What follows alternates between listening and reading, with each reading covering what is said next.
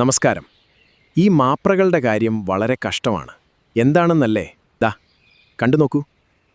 എന്താണ് ഇപ്പോൾ സംഭവിച്ചിരിക്കുന്നത്? ഇത് പിണറായി വിജയന് ഒരു ബൂസ്റ്റ് കൊടുക്കുന്നതാണോ, അല്ലെങ്കിൽ CPM പാർട്ടിക്കകത്ത് ഒരു അഭിപ്രായ ഭിന്നത ഒക്കെ വന്നതുകൊണ്ട് ഒരു പാർട്ടിയാണ് തെരഞ്ഞെടുപ്പ് കഴിയുമ്പോൾ ഒരു തിരുത്തലൊക്കെ വരും, അതിന് പകരമായിട്ട് അത് ഉണ്ടാക്കിയെടുത്ത ഒരു നറേറ്റീവാണോ, അങ്ങനെ പാർട്ടി ഉയർത്തെഴുന്നേറ്റോ? ഇതൊക്കെ വളരെ ബാലിശമായിട്ടുള്ള കാര്യമാണ്. നോക്കൂ, ഇന്ന് നടന്നിരിക്കുന്നത് ഇത് ഈ സമയത്ത് ഈ ഉണ്ടാക്കുന്ന ഈ വാദം പോലും ആലോചിക്കണം.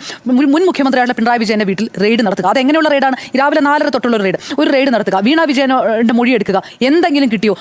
ഒന്നും കിട്ടിയിട്ടില്ല. ബാങ്ക് സ്റ്റേറ്റ്മെന്റ് എന്തോ കിട്ടിയിട്ടുണ്ടെന്നാണ് പറയുന്നത്. ബാങ്ക് സ്റ്റേറ്റ്മെന്റ് ഒക്കെ കിട്ടാൻ ED വരണമെന്നൊന്നും എനിക്കറിയില്ല.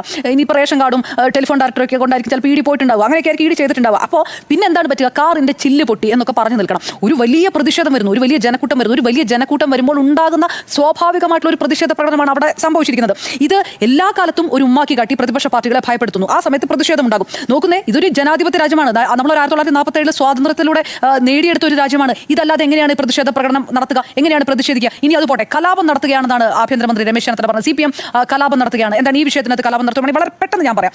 ഇതിനേക്കാൾ വലിയ പ്രതിഷേധങ്ങൾ EDക്കെതിരെ നടന്നിട്ടില്ലേ? ലിസ്റ്റ് പറയാം. ഒന്ന് ഡൽഹിയിലും പഞ്ചാബിലും അന്ന് നടന്നു. അത് എന്താണ്? ലോകതന്ത്ര ബച്ചാവ് എന്ന പേരിൽ ഇന്ത്യ മുന്നണി, ഈ ഭരിക്കുന്ന, ഇവിടെ ഈ ആഭ്യന്തര വകുപ്പ് ഭരിക്കുന്ന, ഈ സർക്കാർ ഭരിക്കുന്ന കോൺഗ്രസ് നേതൃത്വം കൊടുത്ത ഇന്ത്യ മുന്നണി നടത്തിയ ഒരു പ്രതിഷേധം നടന്നു. അന്ന് എത്രത്തോളം പ്രതിഷേധ പ്രകടനങ്ങളും റാലികളും ഒക്കെ നടന്നു. സോണിയാഗാന്ധിയും രാഹുൽ ഗാന്ധിയും ചോദ്യം ചെയ്തപ്പോൾ 50 മണിക്കൂർ ചോദ്യം ചെയ്തു. സോണിയാഗാന്ധി ബോധം കെട്ടി വീണപ്പോൾ കൂട്ടിലടച്ച തത്തയായിരുന്നു ED. അപ്പോൾ ഇത് കലാപമായിരുന്നില്ലേ? ജാർഖണ്ഡിൽ വിഷയമുണ്ടായി. തൃണമൂൽ കോൺഗ്രസിൽ മമതാ ബാനർജി, മുഖ്യമന്ത്രിയായിരുന്ന മമതാ ബാനർജി ഇറങ്ങി നടത്തിയാണ് പ്രതിഷേധം നടത്തിയത്.